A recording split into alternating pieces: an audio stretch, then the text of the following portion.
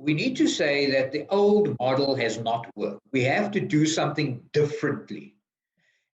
Welcome to Let's Talk About Health in Africa, a podcast in which we talk to leaders, practitioners, and change makers about how we should improve healthcare in Africa.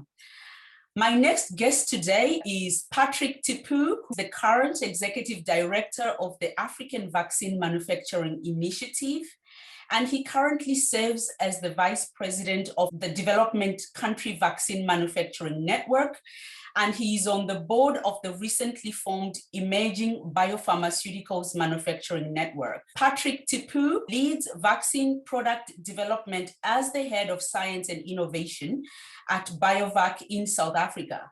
His team developed a globally recognized capability in conjugate vaccine technologies, and they're currently working on the development of a novel Group B streptococcus conjugate vaccine. Patrick brings more than 30 years of vaccine industry experience, and he has been with Biovac since its inception in 2003 and has held responsibilities that range from vaccine R&D, strategic alliances, and international relations.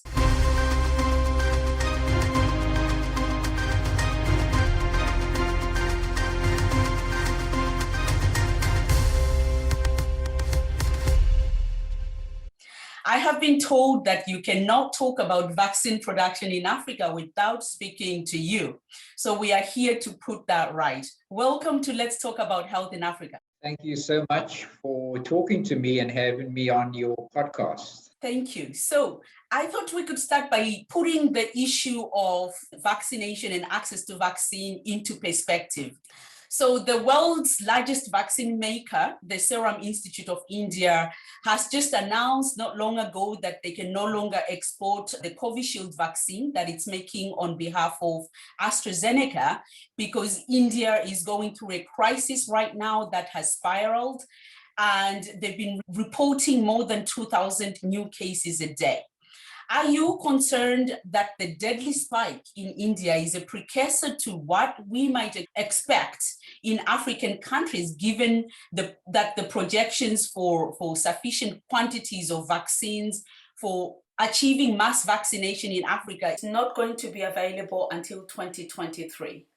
I think this is a big concern, not only personally, but I think many people in Africa, many of the thought leaders and the decision makers and the players in the vaccine industry in Africa, those busy with the vaccination programs, health programs, etc. I think we're all unified, seem to be unified on this issue, that it's a major issue, that we can begin to address the COVID-19 situation through the various waves if we have access to vaccines. As we all know, this has been an ongoing challenge, not only for countries in Africa, other regions of the world as well, but I think Africa pips everyone to the post in this instance, where it is so far behind in terms of its immunization coverage. And as I said, that immunization coverage depends on access to vaccines. And we've seen that there have been many, many instances where this has been challenged. There have been many attempts made to put structures in place that would enable access, COVAX being one such example.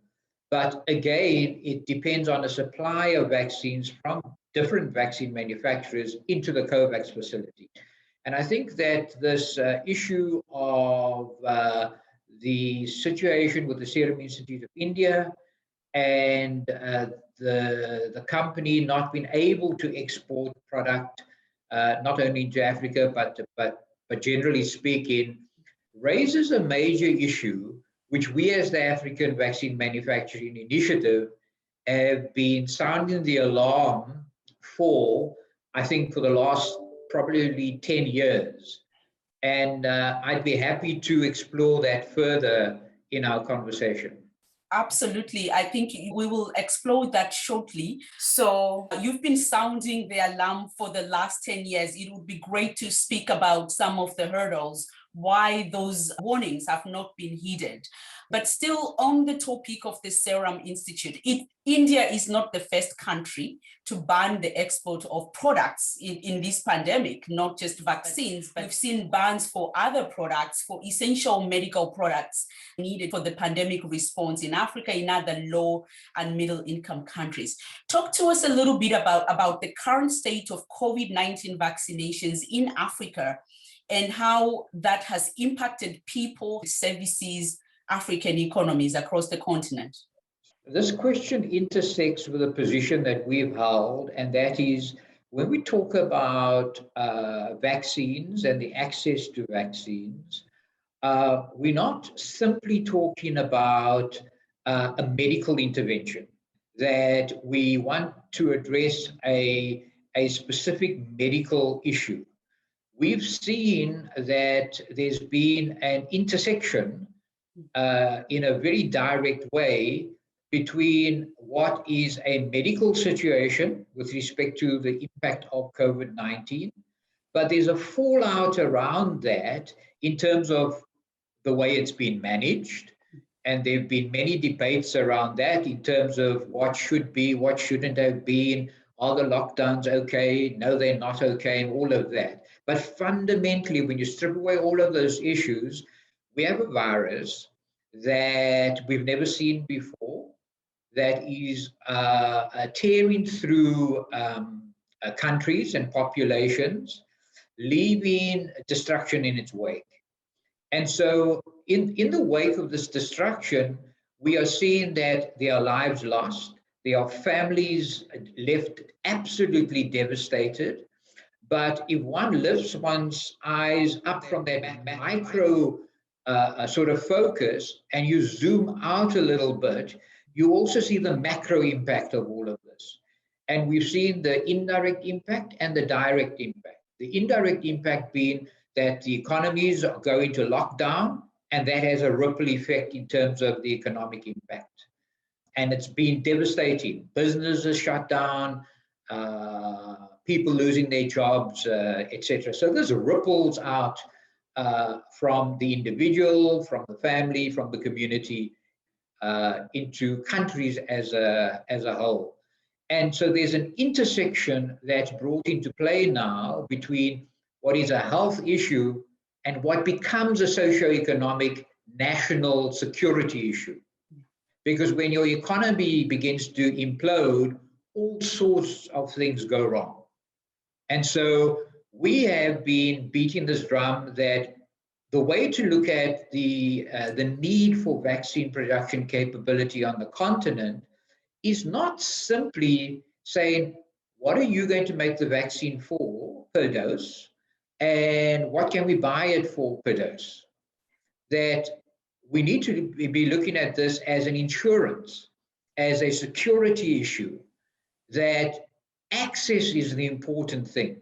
Now, when the sun is shining, as has been the case with respect to vaccines and the ability to procure vaccines, certainly by African countries over the last while, it was a non-issue. Why should we bother? We get vaccines. Those countries who self-procure can buy their own vaccines through a tender system. There is not a shortage of companies who respond to those tenders. And even those who don't self-procure vaccines get their vaccines partially subsidized or completely subsidized by GAVI through UNICEF. So there was a what I call a superficial response to this, saying, yes, it is important, but I don't think anyone really understood the urgency of it until now. And so I think the message has landed, and it certainly, I am encouraged by the work of the African Union through the African CDC in galvanizing the different players and at least putting together a coherent vision in terms of driving this forward to be realized sooner rather than later. Yes, absolutely. It's a big challenge. Like you say, you've been sounding the alarm. The alarm hasn't been heeded.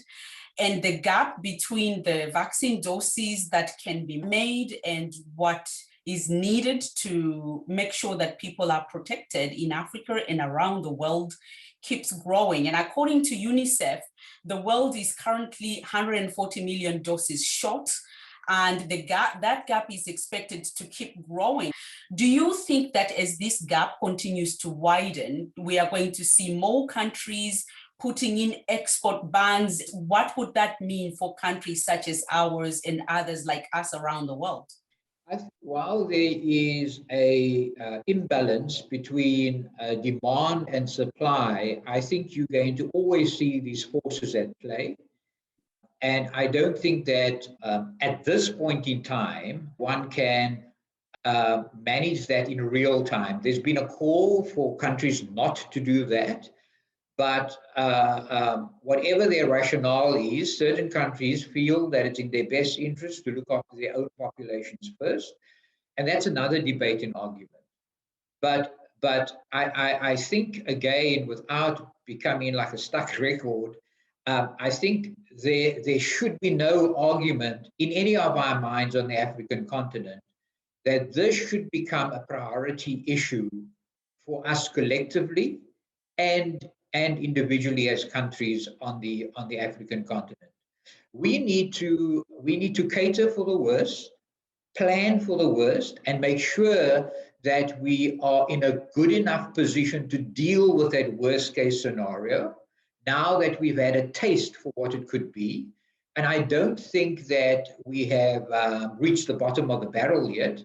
I think things could get worse, and this could be influenced by two factors. The one is the way the virus spreads through the populations in Africa.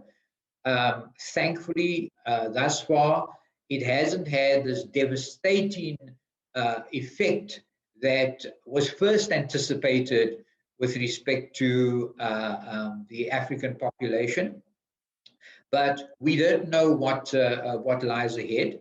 We pray and hope that it remains contained to the best extent possible, but we are not in a position to project whether the vaccine supply issue is going to get better or not, depending on what these countries and companies who have the ownership of that capacity and capability might or might not do. But we can't be left here guessing. We should come up with a plan, resource that plan, and drive it forward in a realistic way with a roadmap of actions that feeds back in a positive loop to encourage us that we are making progress to this desired goal. Well, it's clear, Patrick, that there is definitely a strong case and a strong need for a globally distributed manufacturing capacity to make sure that all people are equally protected, because clearly when countries are facing a crisis, they are going to start by looking at protecting their own people at home. And perhaps you can argue, of course, whether we can blame them or not. But what is clear is that as African countries, we need to come up with our own solutions that brings health security for African people. And yet, for all of that, right, we've had this recurring problem where you have a global crisis and Africa is always at the bottom of the queue for products, for vaccines, for antiretrovirals. When it happens again, Africa is told to rely on global mechanisms. They will take care of that. So why is that no longer an option? The World Bank has been pretty vocal in expressing its objections that pharmaceutical manufacturing cannot be done in a viable way in Africa. What would you say to them? I think that John Nkengasong of the African CDC, using a quote from, I think, Nelson Mandela, put it very well. Everybody thinks it's impossible until it's done. And I think that personally, I refuse to accept that it can't be done in Africa. I think we have the the various inputs required. The potential is there.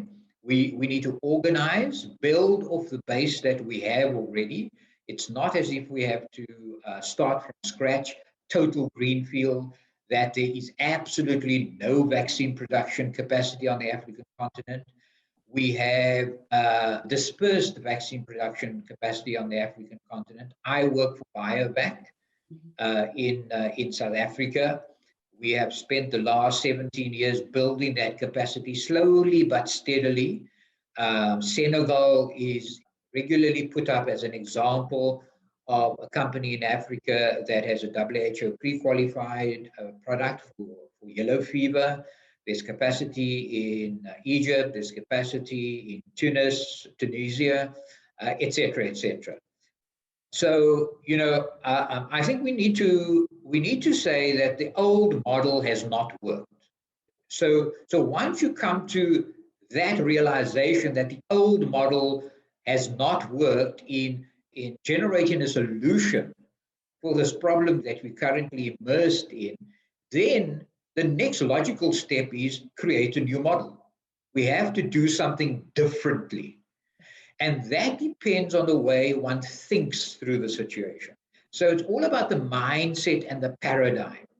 And I think that over and above the hard technical issues, the requirements and the resources that it's going to take to establish vaccine manufacturing capacity on the continent, I think we also need to seize the opportunity of the moment, capitalize on that, the work already done, catalyzed and encouraged challenged by the COVID crisis, saying that we have an opportunity now to work in a different way as individual countries and as a collective on the continent, so that the way we as Africans think about ourselves and the way the world thinks about us begins to change. We have almost an assumed paradigm by default that quality and Africa can't appear in the same sentence. And that is something that I fundamentally believe is an untruth. And so here's an opportunity that we have with respect to this the COVID-19 challenge. And in a way, in a rather perverse way, I might add, could be the silver lining attached to this rather dark COVID cloud, that if we do get our act together, history will show that we rose to the occasion and created a new way of working, a new way of thinking about it, and a new way for generations to come to reflect on what it means to be African and to pull ourselves up by our bootstraps. That's well said. I couldn't have said it better. So we need a new way because the old solutions have not worked, and we need to change the way we are solving those problems. So which areas, Patrick, would you like to see Africa focus on in terms of COVID vaccine technologies that are present, that are available at the moment? Which platforms do you think would make the best launch pad for Africa to get started in terms of expanding its capabilities in local production of vaccines? So, this is a question that generates an answer of, well, how long is a piece of string? Because there are so many options and so many possibilities. Yes. I think it really is going to be influenced by the opportunities that are on the table in a real way. So we can talk about theoretical or conceptual possibilities, and I think that's an important set of discussions and debates to have. Yes. Because if you look at the COVID-19 technology landscape, everybody talks about mRNA vaccine technology because we know about the Pfizer vaccine and we know about the Moderna vaccine. People speak about the adeno-vectored viral vaccines because we know about the Johnson & Johnson, AstraZeneca, etc. And then also, I think to a lesser extent, there's been focus and some visibility on inactivated vaccines because of the Sinovac vaccine, so these are killed vaccines. Yes. But others are working on other kinds of technologies. They're just not as advanced yet to be in the public eye. But they are the traditional technologies of what they call subunit vaccines. And without becoming too technical about it, basically these are the vaccines like hepatitis B, for example, is a subunit vaccine. We have VLP vaccines like human papilloma virus, the HPV vaccines, and there are many groups working on these different vaccine technologies. If the brief is to deliver a product from Africa for Africa as soon as possible, then it's an easy one to focus on. What you have to do is secure a partnership, a technology transfer partnership, that you have a willing company that's prepared to transfer the technology. You will have identified a recipient partner in Africa that has a good start in terms of the infrastructure, the skills required to absorb that technology, and a plan to perhaps expand and build out. You bring the two together, and then you create a project and you drive it forward. Now, there are lots of other moving parts that we need to focus on. But in trying to sort of zoom into your specific question about which technology should we focus on, I think that at this point in time, because the vaccines that are used under the EUAs are the Pfizer ones, the Moderna ones, the J&J, et cetera, that's where the fastest route to product lies. Now, this raises another set of questions about, but would they be willing to transfer this to an African player or a set of African players? Under what conditions would they consider doing that? If they were prepared to do that, how soon could we actually start that project? How soon will it take to deliver a product? And what would be required in terms of the resources and the mobilization of those resources to enable that? Yes, and those are questions obviously you would need to have a conversation with a potential partner to be able to answer them. So what is clear, you mentioned technology transfer and the need to identify willing partners that can then, that are willing to pair up with African local manufacturers. It's been said that we can no longer rely on the goodwill of the technology provider to want to do it in order to do something good for Africa, that we have to be proactive by creating incentives that would actually be attractive to potential partners. So how are we changing the game? What is the thinking around the kind of incentives that might be attractive to the kind of potential partners we might be interested in seeing early on coming on board to help push this initiative forward? So while one can address this question in a COVID-specific way, I think the principles apply more broadly to how one goes about building vaccine capacity on the continent or anywhere else for that matter in a sustainable way. So the first point at which to start, and the way I like to frame this is that when we talk about vaccine production capacity, we should talk about two sides of the same coin. The one is building it. What does it take to establish it? And the other side of the coin is what does it take to sustain it? Because establishing something and not being able to sustain it as an ongoing concern operationally is a waste of time, effort, and money. So one actually should start with the second point first, and that is what is the model for sustainability? Now, we all know that unless governments or some generous entity says, don't worry, I will pay for whatever you need, that takes care of the sustainability issue, okay? But in the real world, it never happens that way. You need to create a business case, you need to create an investment case, and I am not a financial person or an expert in economics at all, but we all understand that in order to have a going concern as a business, and I'm not talking about making obscene profits now, I'm just talking about keeping the lights on, that you need someone to buy your product. And so this is a key issue for everyone to appreciate when we talk about this whole challenge of building vaccine production capacity on the continent, that the countries and the continent needs to come together and create an ecosystem which enables the investment of time, effort, and money in building this thing over time, which means that there needs to be a commitment to buying the product from wherever these capacities are going to be built on the continent. Now, this then immediately and unavoidably takes you to a big conundrum.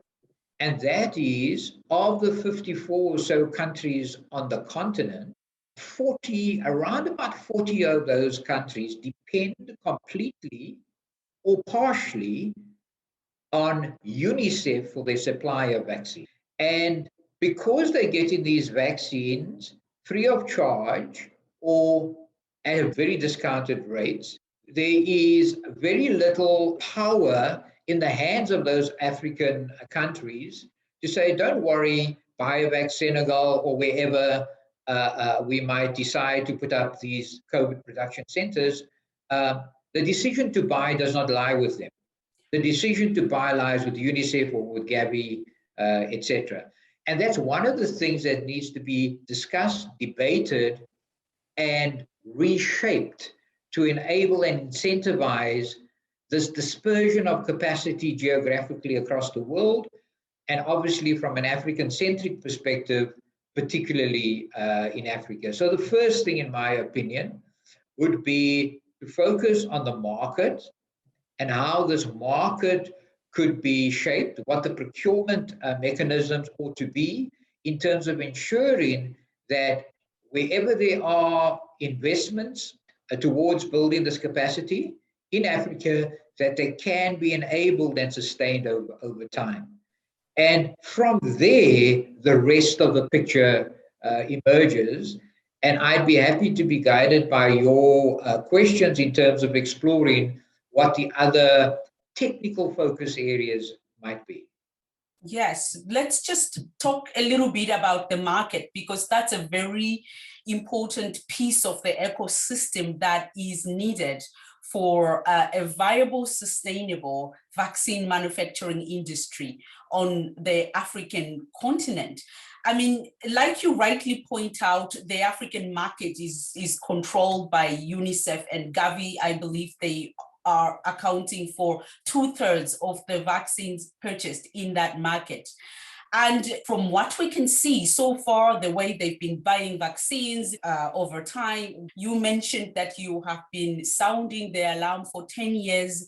There has been very little indication or interest in procuring vaccines in a way that supports the development of local production by those global procurement mechanisms.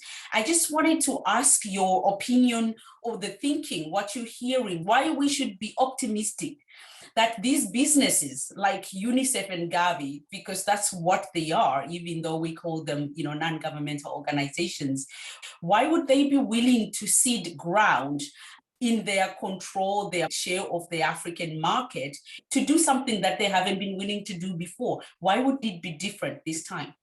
I'm not a political strategist at all. But I think that just in very simple terms, we need to identify what possible levers there might be for us to engage. We need to engage with a sense of realism about what can be achieved, but we also need to engage with a sense of optimism in terms of creating a new way of working, and with patience that this is not going to happen overnight. I don't think that that there's been a better opportunity than the one that we're currently immersed in. And it is very debatable, and in my opinion, highly unlikely that if we allow this window to pass, that the focus on the vaccine issue in Africa will present itself again as a priority issue. We know, and this is human nature, so this is not finger pointing at governments or any particular institutions, but we know that the voice that shouts the loudest gets the attention. Currently, it's the vaccine voice. Over the last 10 years, it wasn't. And that was part of the AVMI experience. I think intellectually, there was an appreciation that this is an issue, but because it wasn't the loudest voice and because the urgency could not be grasped, I think COVID-19 has delivered that urgency. And I think that not only on the African continent and not only by AVMI and the African CDC, etc., but these conversations are beginning to be held more frequently. And I think that these are not issues that I believe are foreign to GAVI or foreign to UNICEF. And I think that it really provokes a bigger question about how do we as people, as organizations, and as countries respond to a human health catastrophe. This is a humanitarian issue, and what are the things that we are going to prioritize over and above that? And I think that on the other side of this, we will see a view that we'll either be proud of or we'll be disgusted by it. And I think I'm hoping that to a measure, it will bring out the best in most of us to say that, yes, we have to think about sustainability. We have to think about companies operating on a profit, but we also have to think about, but how do we not compromise the impact on human health while doing that? I'm not suggesting that I have the magic wand answer to how this should be addressed, but I think fundamentally it demands that of us as human beings to say, what more can we do to ensure that not another life is lost unnecessarily when we have the solution in our hands? Yes, I think even when you look at routine immunization, that need is bigger beyond the immediate crisis that we are facing of the COVID pandemic and other pandemics that we can anticipate in the future. At the moment, Africa presents one of the largest remaining global growth opportunities for vaccine expansion. So that's good news, at least for this initiative, that we still have 9.4 million children who are unvaccinated or under-immunized within the African continent. And that's a gap that has existed before we had this crisis, and a gap that we certainly need to do something to close. So at least from that perspective, the market argument is strong in terms of the needs for the crisis and beyond the crisis. So do you think if this argument, the fact that we've had children that are under-immunized prior to the pandemic, all of those things together, the crisis and the routine immunization needs that are unmet, how much do they strengthen the case for local production in your view? Yeah, so I think obviously this whole discussion is a very nuanced discussion. There are no simple one-liners that can address any particular issue. As much as we like to grab onto the sort of one-line statement and say, okay, this is what we run with.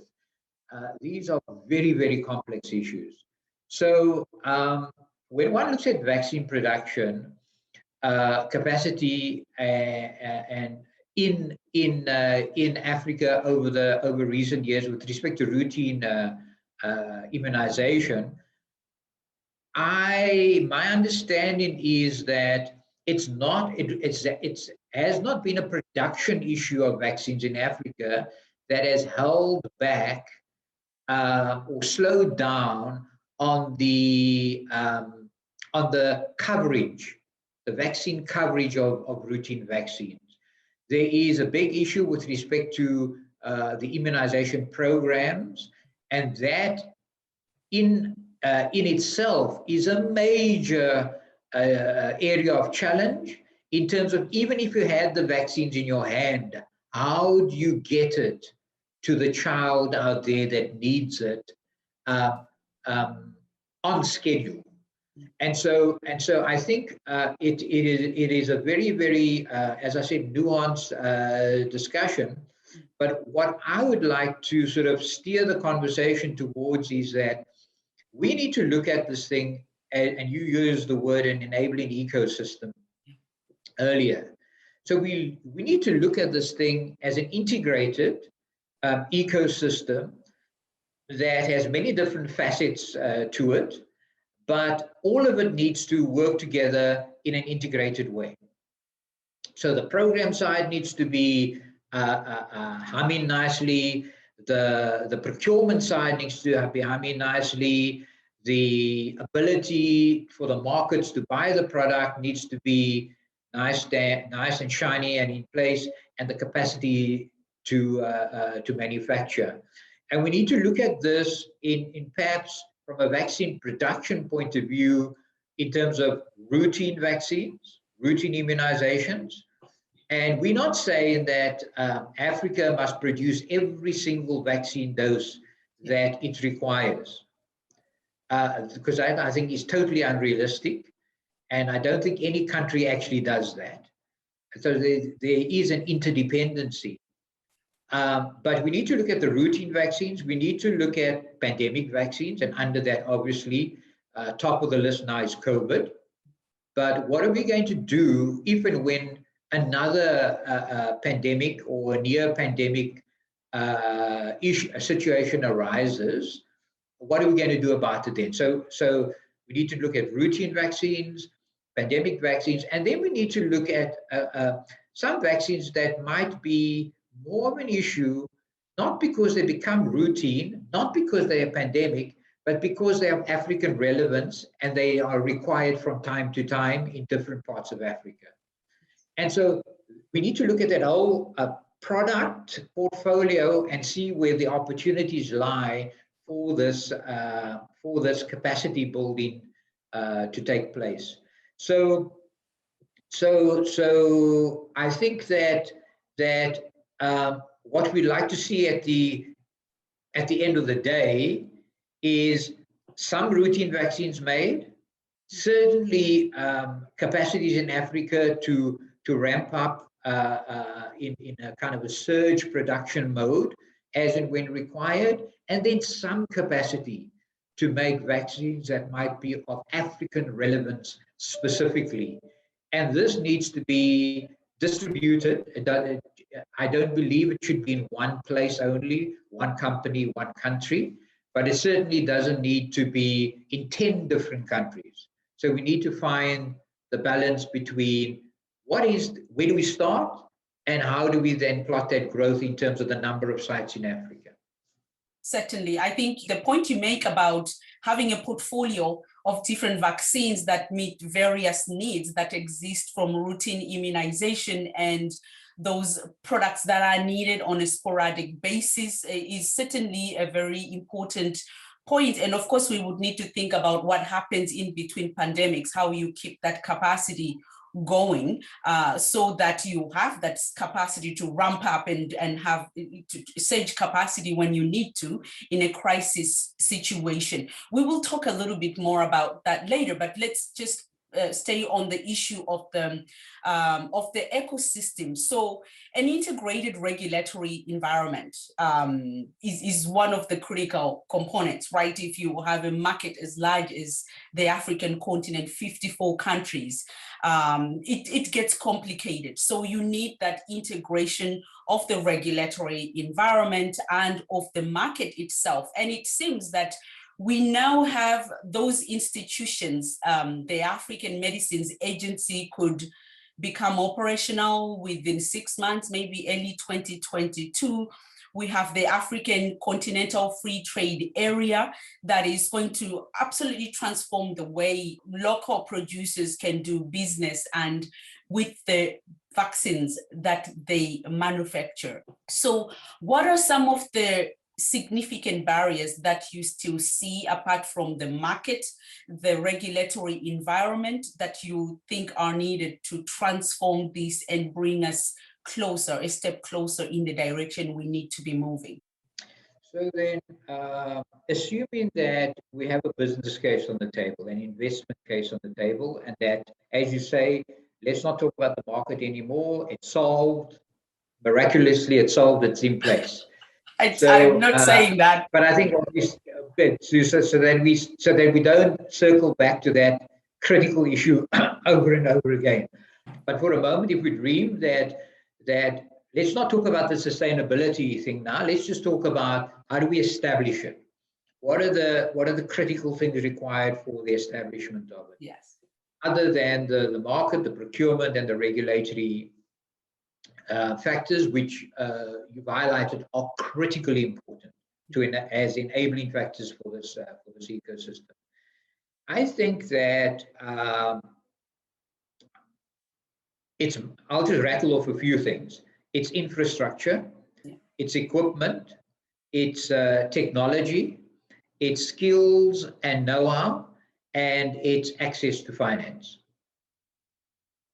Okay, so obviously finance is the common thing for each of the other four that I've mentioned. Yes. Skills development, the infrastructure investments, et cetera, But assuming that you have an investment case on the table, what you're looking at is a period of time to build it.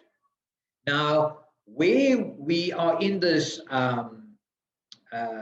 challenge where there's a tension, and rightly so, in terms of all the political stakeholders and others saying, what can we do now so that tomorrow we have something in our hands?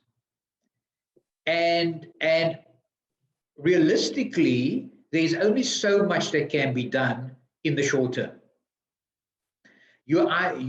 So I think so. Let's talk about a short-term and a long-term perspective. So for the short term, my opinion is that one needs to go to where the capacities currently exist, analyze and evaluate what those capacities are, identify the opportunities to accelerate expansion and capacity building to enable some COVID-19 vaccine manufacturing almost immediately or in the short term. And we can argue about what the short term is. Is it 6 months, 12 months, 18 months? But let's just discuss this under this fuzzy label of short term. Once you do that, you can then say, okay, now I can take a step forward that has a relatively short term impact and payback. And that, by definition, I think, is going to assume that you have a willing technology transfer partner that will be prepared to send you drug substance, the active pharmaceutical ingredient, for local full finish. That is the quickest way to do it. Now, once you say, okay, I've explored that, I've identified the opportunities, and it can be done at A and B, and now we need to find a partner. We need to put money into that. We need to ensure that investment is made in skills development, because somebody needs to be there to absorb that technology and implement it locally, buy the equipment. And even a simple thing that even if you had all the money in the world today and you needed and you wanted to roll out vaccine production ASAP, ordering equipment could take you 12 months. So even if you had the skills in place, even if you had the building in place, even if you had a willing partner for the technology, and you had all the money in place, getting the equipment there to work the process could take you 6 or 12 months. So I provide insight into all of these issues just to provide a glimpse of the complexity of things, that is not simply about money. It's not simply about finding a partner. It's not simply about access to technology, etc., etc. Then I think that we need to come up with a plan that says, now what is the longer term thing? And the longer term thing vision must focus on end-to-end manufacture. And there are two ways in which to deliver that. One way is to start from scratch and develop a product yourself, be it COVID or whatever else. That, in the best of situations, could be a 5 or 10-year project to deliver a commercial vaccine. But the quicker route is, again, a technology transfer, but this time not only for full finish, but for the end-to-end, for the drug substance, the API, as well as for the drug product, the final product. So these are where the opportunities lie to engage with and then shift this thing forward. I do think as well that an important, and this is a strategic long-term view that we need to lock onto, is investment in vaccine development capacity. And without investment in vaccine development capacity, we're not going to break the cycle of dependency completely, because we will forever be dependent on a willing technology transfer partner in order to make vaccines on the continent. Absolutely. So the political commitment, I think, to invest in developing those R&D capacities that is going to give you that long-term pipeline of potential products that you can then rely on and build on to build a sustainable industry, obviously is going to be very critical. So do you think the progress in that has been made with institutions like the AVMI, the Africa CDC, are they an indication of deepening political commitment towards doing what is necessary to establish a viable pharmaceutical industry that could maybe give us an idea whether there is going to be commitment to create those capabilities like R&D that we need? Yes, so it's yes and no. So let me answer yes first, so that I don't start on a negative footing. I think it's remarkable that the African CDC, as an agency of the African Union, under the leadership of Dr. John Nkengasong, has done what it has done to date. It's really been groundbreaking. I think they've been very successful in galvanizing and herding the cats, as it were, successfully behind this vision of building capacity in Africa. To the extent that this is not a debate about if we should do it any longer. Yeah. No one talks about that now. That's not the question on the table. The question on the table is, okay, now the hard work starts in how do we do it? What's the plan? So I think that we've made a good move out of the starting blocks. Yes. We are waiting with great expectation, and this is not just hope. I think that the African CDC has demonstrated its commitment to doing what it can and what must be done in order to make sure that this thing pushes forward. So I'm aware of some of the conversations behind closed doors, behind the scenes, as it were. But I don't think this thing has gone to sleep. And I think I'm depending on the African Union and the team at the African Union to keep this thing alive and well, and so that it flourishes, so to the extent that no one can ignore it. On the other hand, it's been a little bit disheartening, and you've spoken to Margaret about the African Medicines Authority. It's disheartening in that countries have not been, let me say that they've been very tardy in signing up for it. And I think that as an early signal of African governments' commitment to, in a serious way to this, it's an easy thing just to put their signature to it, ratify it so that it can be a done deal and we move on. Because we're not in a season where we can kick things into tomorrow. Everything needs to be done today. And I think that collectively we need to learn from what has worked successfully elsewhere in the globe when we look at how where the successes have been secured for COVID-19 vaccine production, development and production. There was an urgency, money was thrown at it without asking questions, huge sums of money, and people mustn't lose sight of that, because without that risk investment, we could never have experienced the accelerated progress that we have currently experienced. And that is one of the reasons why some of these vaccines, against many people's better judgments, could be out there after 12 months, plus minus 12 months. I was one of those people who was very skeptical, thinking, 12 months, wow, that's going to take a miracle. And I believe it has been a miracle, because the ball bounced properly every time. That the first time around, those vaccines worked.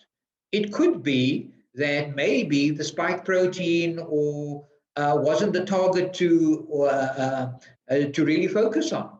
But thankfully, those things all lined up and worked. But coming back to my fundamental point that I want to make here is that it needs urgent action. And urgent action means that before you drink your cup of tea, can we have a decision so that we can engage in the next action, please? And that's the first thing. And the second thing, it needs risk investment to really take this thing forward, because none of this is 100% guaranteed.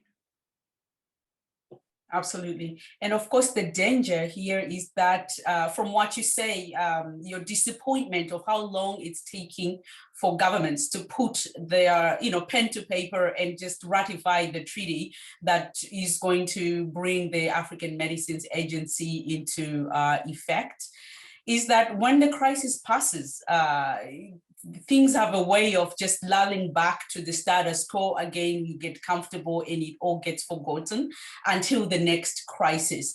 But certainly you've shared how your perception has evolved on local vaccine manufacturing. What are you most excited about, given the opportunities that are at the moment facing us, and what keeps you awake at night? Nothing keeps me awake at night. I sleep very well. Okay. All right. So my way of working, my way of engaging with challenges is often internal conviction that something needs to be done, and we should go about doing what we can do in a way that does not depend on the responses of others. Now, that's very difficult to navigate, because we all get despondent when things don't work out as expected, etc. Yes. But I think that I'm encouraged by the fact that there are enough key stakeholders that have been gathered around this issue. And again, the pivotal point seems to be the African CDC. And that conversation is growing in momentum. And I'm hoping that it would snowball to the extent that none of us can stand in its way. If we're going to try and obstruct this thing, it will just roll over us without apology. That for once, this is not a debate about if, it's a debate about how we're going to do it and where we're going to do it and what resources do we require. So that's where my optimism, that's where my excitement comes from, that like never before, Africa wants to do something. I've never heard anybody in Africa argue against the need for vaccine production, because fundamentally it's quite simple. Security of access, there can be no greater security of access than to make something yourself. And so for me, it's as fundamental as that. But I'm also a steady believer. I'm also a believer in steady, small steps forward. You just keep on walking. You keep on walking, and you do what you can. You connect with people who seem to have a like-minded vision and who are willing to put their shoulders to the wheel. And collectively, I believe it can be done, and it must be done. The cost of not doing it is unimaginable. I completely agree. And I like your approach of, just keep moving one step at a time and don't look too much to what, people over there are doing, and just keep making what progress you can with the resources and stakeholders that you have who are willing to go with you. I think that's a really wise way to approach this. But what about the issue of active ingredients that you need? It's one of the biggest challenges for the pharmaceutical industry. The cost of APIs and presumably, for vaccines as well. India has been affected by the US banning the export of ingredients. How much of a problem is this going to be when, especially at the beginning? I understand the long-term vision is to have an integrated, complete supply chain, if you like, which produces the ingredients that are needed and the finished products. But at the beginning, how much of a problem is this a challenge is this going to be for your efforts? So I think that we are not going to escape that challenge just because we're Africans and just because the world will rally around us and say, let's help Africa. I think it's a bun fight in terms of securing access to these raw materials. And I'm not talking about active pharmaceutical ingredients now. I'm talking about the raw material inputs, disposable bags, filters, et cetera, et cetera. And I think that obviously there's a response from the manufacturers of these raw materials to scale up production, but there's always a lag behind that. And the issue is how do you plan for after the peak? In other words, this COVID vaccine demand is not always going to be a couple of billion doses annually, please. And so I think that the whole value chain needs to be looked at. I think that there is a case to be made from a continental perspective for possibly looking at where critical raw materials could possibly also be manufactured in Africa, if there's a business case for that, what the complexities might be, how easy can it be to do that. But I think it's just part of the game. You sign up to play this game, you have to deal with the way this thing unfolds. So we're not going to be immune to it, to use a vaccine term. Yes. But I think it's partnerships, very, very important. But at the end of the day, we all know it's the power of scale. If you as a supplier of a product have me knocking at the door wanting to buy one jar of something, but you have another customer wanting to buy 100 jars of something. You are going to supply the customer with 100 jars of something first because of your business interest. And I would have to then wait at the back of the queue. So I think that there is a need for us to create scale and leverage security of supply through that scale. Yes, absolutely. So we talked about the need to invest in R&D and development of the pipeline for the future security of that production that we are looking to establish on the African continent. So clinical trials are a big challenge in African countries. The African Academy of Science clinical trials community says that only 2% of clinical trials globally for all types of vaccines are being done in African nations. And yet there's a perception that amongst us as African people, that there's a disproportionate number of trials being done in Africa, and everybody wants to use us as guinea pigs and hurt us with their products. How much of a problem is this going to be for our efforts to establish long-term R&D capabilities to test those products as we go forward in the R&D development process? So I think obviously we were talking about an issue of trust and confidence here with respect to how clinical trials are perceived and received in countries and in local and by local communities. I think the key thing to appreciate that you can't demand trust. Trust needs to be built, and it needs to be built over time, and track record and confidence generates trust. So I think this is a journey that we have to go on. But I think one of the benefits of having local production is that to an extent you remove the issue of outsiders coming into the continent wanting to use us as guinea pigs, because guys, this factory is down the road from you, or it's on the continent.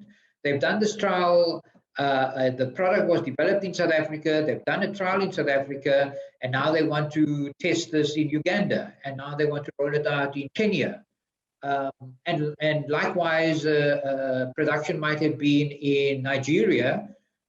First human clinical trials are done in Nigeria, and then they need to be expanded. This is all, I think, what we're looking at here is this ecosystem that we're building. A brick here, another brick there, but slowly and surely it will have a solid base where you have a multiplicity of options and capacities on the continent with respect to, in this instance, clinical trials. Now, I think the one advantage that South Africa has had to date, perhaps more so than elsewhere in Africa, is the mix of disease and the technical ability and capacity and infrastructure, which, by the way, was accelerated through our experience in South Africa with the HIV/AIDS epidemic. So there was a lot of investment in clinical trial site capacity building, which now serves the purpose for testing COVID vaccines, testing malaria vaccines, testing TB vaccines, and who knows what else. So while we talk about COVID, I think we need to understand that there is ability to accelerate and almost increase in an exponential way the capacity building just from one or two actions initially on the ground. Now, let me use this as an example, and this ties in a little bit with vaccine development capability. I launch off into that, let me emphasize again. I think the fact that South Africa and other African countries have developed clinical trial manufacturing capacity was because of HIV/AIDS, and that capability was built, and now it forms as a base that can serve other disease areas. And one needs to think in that way about vaccine development and about vaccine manufacture as well. So, and I'm going to take this opportunity just to focus a little bit on what we as Biovac have done in vaccine product development. So we invested in the early days a very, very modest team of about 15 people focused on what is called conjugate vaccine production technology. Now, all these fancy words, what do they mean? A conjugate vaccine, examples of conjugate vaccines that are currently used in the immunization programs are the pneumococcal vaccines, the pneumococcal conjugate vaccines. Haemophilus influenza B that causes meningitis is also one of those vaccines. Meningococcal vaccines, the MEN-A vaccine used in the meningitis belt of Africa is a conjugate vaccine. So what is a conjugate vaccine?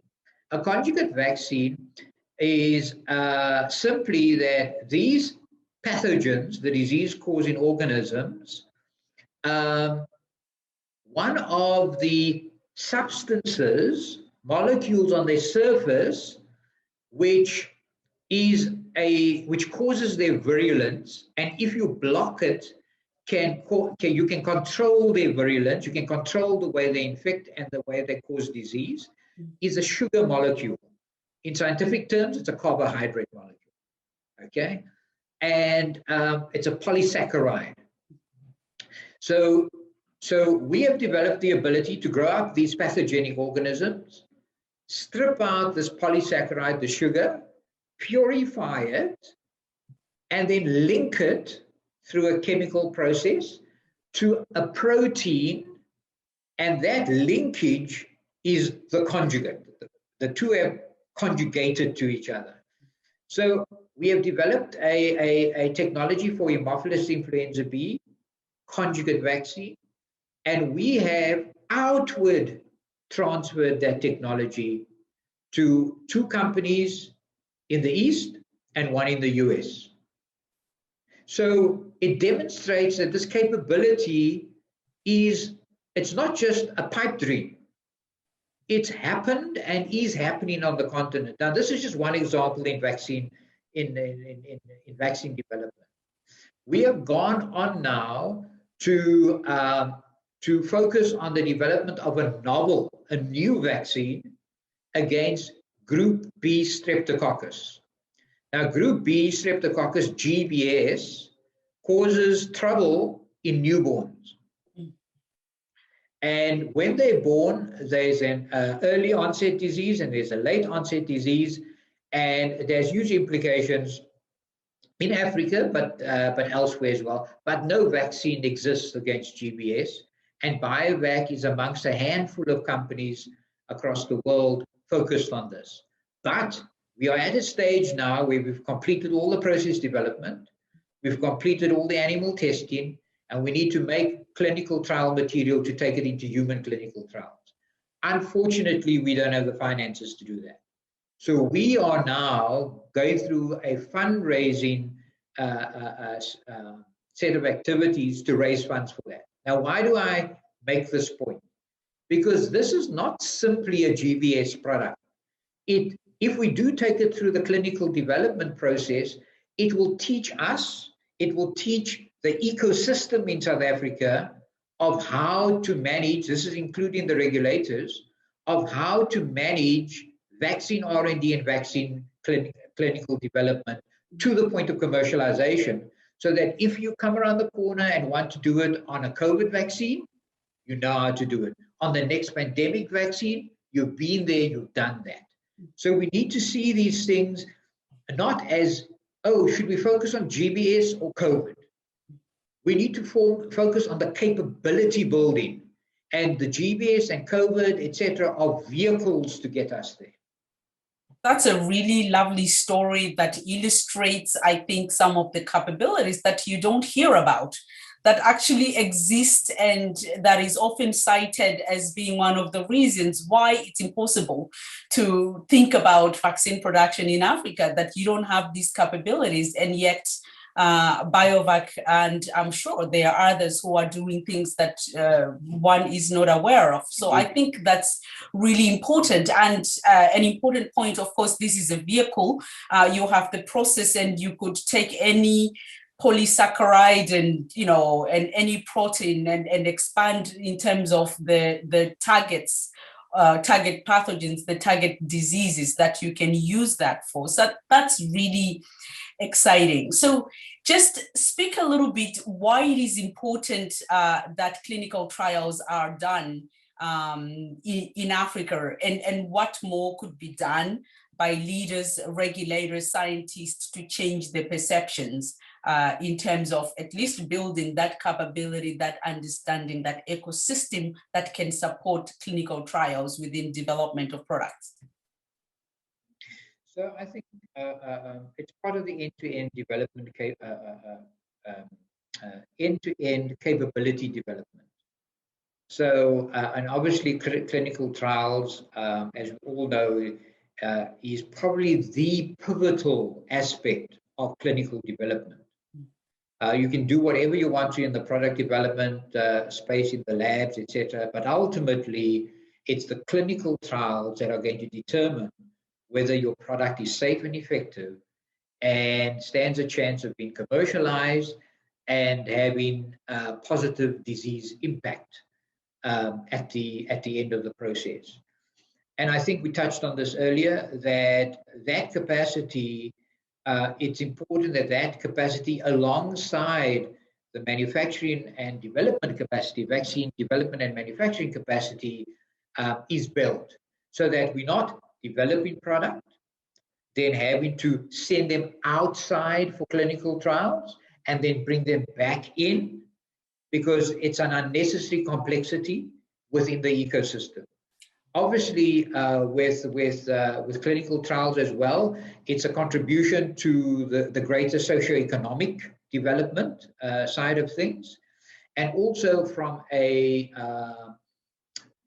confidence issue about lessening the suspicion of these vaccines coming in from the outside, things that have been tested on the outside and not in African populations. I think that local clinical trials, the need for them will never disappear. That it is a fundamental step in product development to determine whether vaccines in development are suitable in many, many different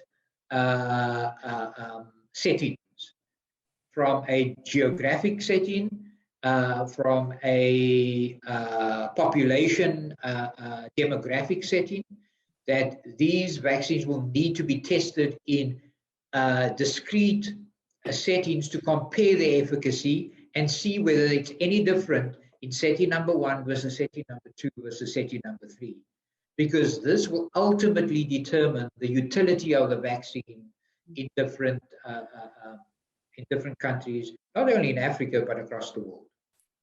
Absolutely. No, that's a very good point. It's important. I think it's a question that comes up a lot when you're having discussions about clinical trials. And I took, for instance, the Ebola vaccine. When it was being trialed, I was a subject in that. So I always try to share that and, sort of explain the importance of having vaccines or products, medical products that have been tested in people that share the same genetic makeup. You have different kinds of people around the world, right? You have Caucasians, Asians, Blacks rather, and that representation of different kinds of people is very important when you are looking at how a product works in a particular group of people. So very good point. So yeah, let's maybe go back to to the market, right? To access to market rather by local producers. Let's go back to our business case for local production. So on the African continent, you have significant buyer consolidation of the market, with GAVI and UNICEF being the major financing and procuring partners for African countries, and they're buying approximately 2/3 of total vaccines that are consumed on the African market by value. And it is expected that by 2030, several African countries are going to transition from the GAVI mechanism, which subsidizes their prices when they are buying through that process. How do you think that transition process is going to influence the procurement channels, the way people are buying vaccines, the volumes, even the prices that countries can expect to pay for those vaccines? And is there a likelihood that countries that are no longer able to leverage and use that subsidized UNICEF GAVI process would basically maybe choose to stay with it because otherwise it's too expensive for them? And do we need to plan for that in terms of how we will mitigate the fact that countries might choose to stay within that process, which will obviously be counterproductive for all of these plans? Okay, so yeah, obviously this is a big, hairy issue.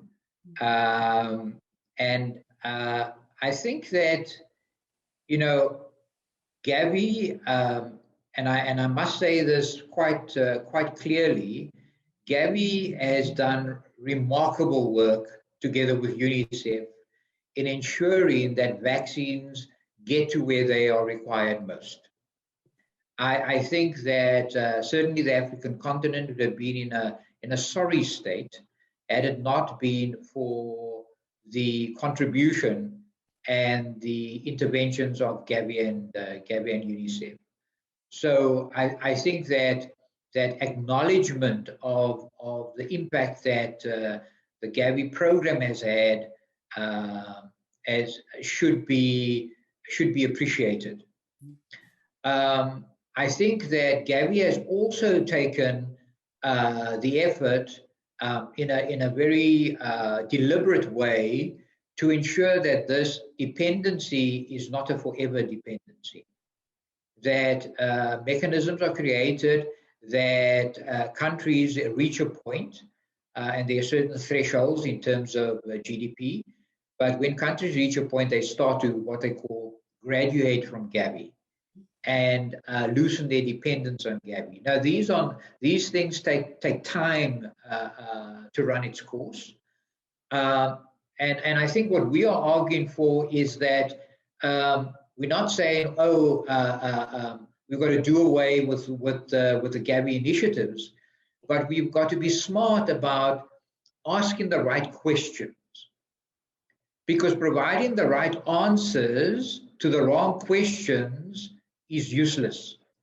We have to ask the right questions about what are we trying to solve with respect to not only what GAVI does and UNICEF does, what are we trying to solve in terms of what AVMI is trying to do, in terms of what Biovac might be trying to do, and what the Institute Pasteur Dakar are trying to do. So this is not a particular set of questions to interrogate specific organizations and institutions. But I think COVID, and this is the point that I'd like to emphasize, I think COVID is framing another question for us. This is not about, how can we get vaccines more cheaply so that we can get more vaccines? That is, I'm not saying that's not an important question to answer, but that's not the question to answer now. The question to answer is, how do we ensure that we break the cycle of dependency within Africa when it comes to vaccine supply in critical situations? Because when the situation is not critical, there is no driver for breaking the cycle of dependency. So it's only when the situation becomes critical that now we say, oopsie, we can't make our own vaccines, we have to be at the back of the queue, etc., etc. And we've seen that discussion play out over and over again. So what I guess what I'm saying is, in a nutshell, is that the question to be addressed here is, should we ensure that Africa does not have this absolute dependency on vaccine supply from the outside forever? Yes. So the next question. Yeah, go ahead. The next question then is, if we say yes to that question, then we have to say, what are we prepared to do? Yes. What price are we prepared to pay? And I'm not talking just in dollars, but what price in terms of commitment, what price in terms of the commitment over a time frame, what price in terms of effort, in terms of skills development programs. That's not just, yeah, you know, we'll pay for someone to study for 3 years and then see where they end up, but a fully structured program. Yes. I mean, one of the ideas that we've entertained is, if we could raise the resources, then we should have the companies currently involved in vaccine production as a start, provide a program of internship of maybe 4 or 5 people or 10, that there is a rotation through those companies over a period of 2 or 3 years with academic input, so that there's theory as well as practical. There needs to be a facility established that is associated with routine production and product development, but not dedicated to routine production and product development, because you can't disturb it then to train people. So you have to have this almost duplicate facility in place through which you can funnel interns. And when I talk about interns, I'm talking about people with masters and honors and PhDs coming through there, so that after 2 years, they have touched, smelt, and lived vaccines. And that requires academic input, it requires political input, it requires financial input, it requires commitment from the institutions like and companies like Biovac and Vaxera and IPT and IPD. We need to create an ecosystem in terms of skills development. That's absolutely, I agree with you. I think that ecosystem of talent development that interfaces with the industrial capability development and the academic, side of things, and linking all of that together to develop this human resource that you need to keep that industry going and for it to be sustainable is very critical. But maybe just to circle back, the question I was trying to ask was not how to get a vaccine cheaply. It's really a question that goes back to the sustainability of everything that we are talking about here, the industry that we want to build. I think market access by local manufacturers, it's a big thing. I think, I'm sure you would agree that in some of the considerations in terms of how to make it viable, that has been a big factor. The fact that local manufacturers are generally tend to be able to access maybe the market within their borders and not beyond. Now, when it comes to international procurement, the fact that the market, the self-procurement market itself, it's just a third of the total procurement that is happening on the African continent, and the other 2/3 are happening through international mechanism. And the challenge there, which I think needs to be considered and thought about and have conversations about, is the fact that those international mechanisms have generally been closed off to local manufacturers, and that circles back to how sustainable and viable those business models can be. So I think it's a very important point to discuss what is going to happen when countries transition, and whether they choose to stay with the international procurement mechanisms that are very much closed off to local manufacturers, and how you deal with all of those aspects to make sure that when you develop, or you have the 4-5 initial manufacturers that you're going to build up on the African continent, they have the access to the market that allows them to build a business case that is actually sustainable and can actually survive beyond the crisis, or whatever the situation is. So really, maybe if we could go back with that sort of explanation in place, whether the African Union and as the initiative that you're leading in thinking about this, whether there needs to be a way of mitigating or persuading countries that may choose not to move away after graduating and stay with that mechanism, because that has a real impact on the sustainability of the business models, especially given that the available evidence shows that in the past, most countries that have transitioned from those international mechanisms that subsidize purchase of vaccines have continued or chosen to continue to procure with that. So you either have those mechanisms open to the local manufacturers you're going to be developing, or you have to figure out a way of making sure you develop other mechanisms that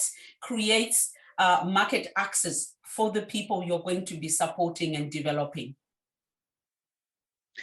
Absolutely. I couldn't agree with you more. And what this boils down to is everybody needs to nail their colors to the mast. Countries should not vacillate in terms of what they may or may not do.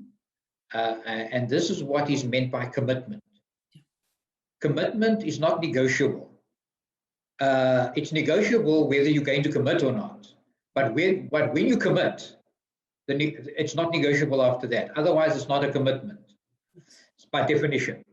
So when we talk about commitment, this is what we are referring to in terms of interventions that could be facilitated or promoted by the African Union, regional economic communities, or even individual countries. But we need to arrive at a destination where we say, okay, guys, get out of the bus now, and let's just recognize where we are now, and who is going to be doing what, and who's prepared to be doing what before we get on the bus as if we're all going to the same destination, because we're not. And so basically, to use this analogy, we're interested in understanding what is the AU's position going to be with respect to facilitating a pool procurement mechanism, maybe, with certain incentives attached to it. What levers can it engage to incentivize this? And how can it create a focused attention on being part of what is required to incentivize vaccine production? So when we talk about governments and Pan-African organizations incentivizing manufacturing, at the heart of it, in its fundamental essence, is this issue of how are you going to procure your vaccines, and can we set up mechanisms of advanced market commitments, or whatever you want to call it. But basically, we want to say is, given an equal, all things being equal, will you buy local? And this can't be, you won't buy local because I want $1 for it, and you can get it outside for 90 cents. We need to say that the investment required to get this thing going demands of us that there's going to be more asked of us initially. And I'm talking about from the people putting money on the table, because you can't have your cake and eat it there. And we need to get out of this. We need to get out of this paradigm of having the cake and eating it. We want everything, but we want it for nothing. We want it overnight. We don't want to be robust and resilient in driving it forward and ensuring that it delivers. And we want it for next to nothing. So to give you an example, and there are many numbers that are thrown about, but to give you an example, for a vaccine production facility, which will have the ability to make two different products in the drug substance. So there's two side-by-side suites, and then it has two filling lines in that facility to fill different products.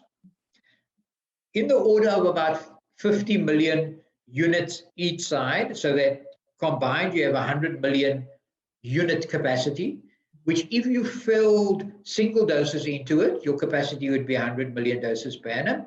If you filled 10 doses into it, it wouldn't quite be 1 billion doses, but it would probably be 700 million doses. So you have this surge capacity built into it.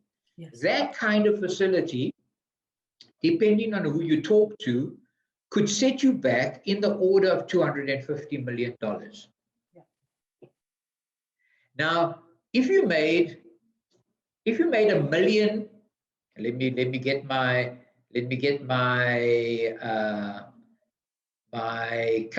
maths right here now.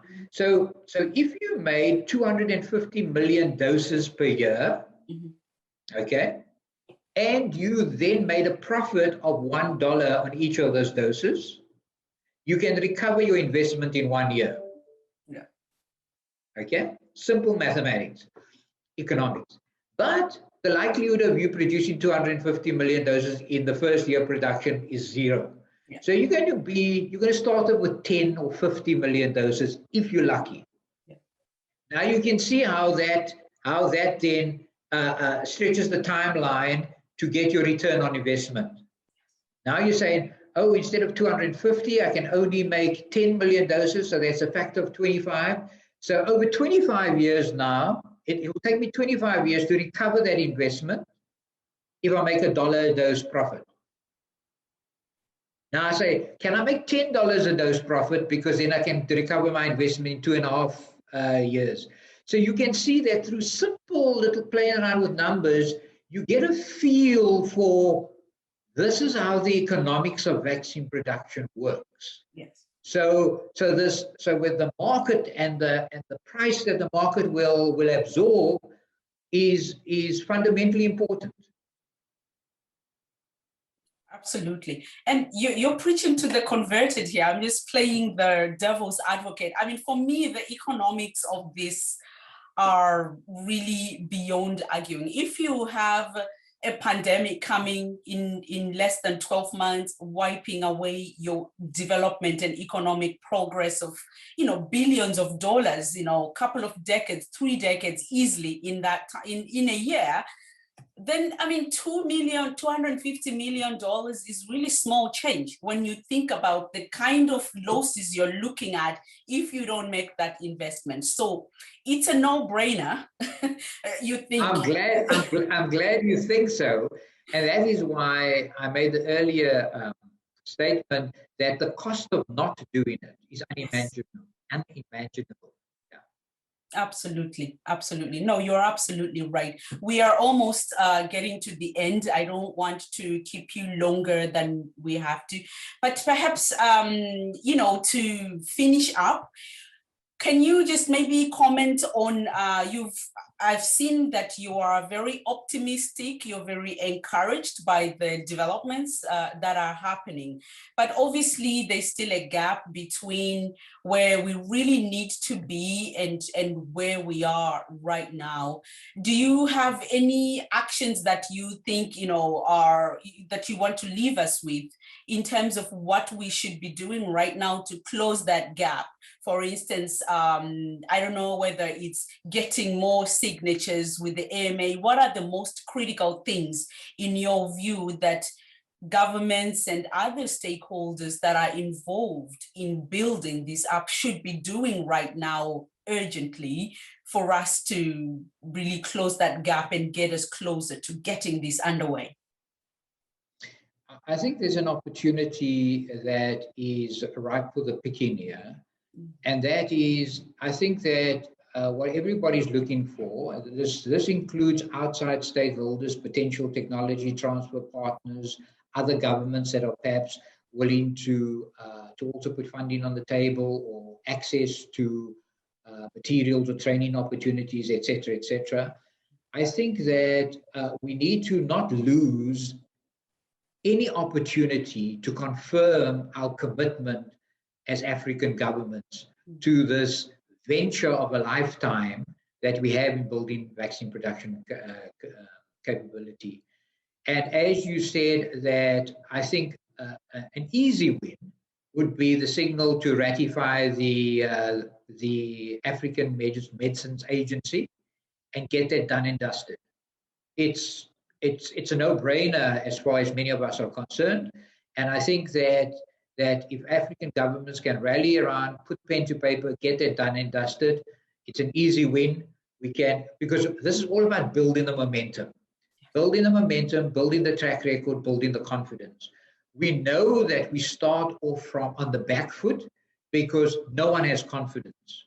No one has confidence in African governments to actually deliver. And we each have stories of what went wrong. And I think we need to say, where do the opportunities lie now for us through little engagements to say, look what's going right. And I point to the AMA as as one example. I think that for me, it's personally encouraging that the African CDC seems to be the vehicle through which the African Union is driving this agenda forward. And I'm looking forward to how that coordination is going to be taking place. But I think we need to also identify quick wins, because it's the quick wins where you see the needle being shifted that draws more focused attention, more partnerships, and more assistance. And this is not about taking time to develop this perfect grand plan. It's a case of saying, let's move on many fronts, simultaneously partner with people who have been there, done that, look where the opportunities lie within Africa currently, engage with those who are putting up their hands to say, we also want to, and see how we can draw all of these together in an integrated plan. But it's about doing little things consistently that will take us forward, not just this, we have a press announcement, big announcement to make. That's important. That's important. I'm not belittling that. But behind the scenes, there's got to be this confidence that we building one layer on top of the other layer, steadily but surely. That's a perfect way for us to end. The confidence building, the taking actions that shows others that African countries are committed, that builds their confidence in that. The CEO of Moderna was announcing the other day that Moderna was not going to be enforcing its patents on its RNA vaccine, and they are looking at the possibility of building a production facility on the African continent. And those little things, putting your signature down, would signal to potential partners like that to say that we are serious, come to the table, we are ready to work with you in terms of how we take this forward. Thank you so much, Patrick. Mr. Patrick Tippoo, the Executive Director of the African Vaccine Manufacturing Initiative. It's a pleasure to have you on our podcast, Patrick. It's my pleasure, and my thanks to you for inviting me to be part of Let's Talk About Health in Africa. I've certainly found it a privilege, and I look forward to further conversations here. Fantastic. I hope you will come back again and share with us your progress on these very exciting initiatives. Thank you so much. Thank you.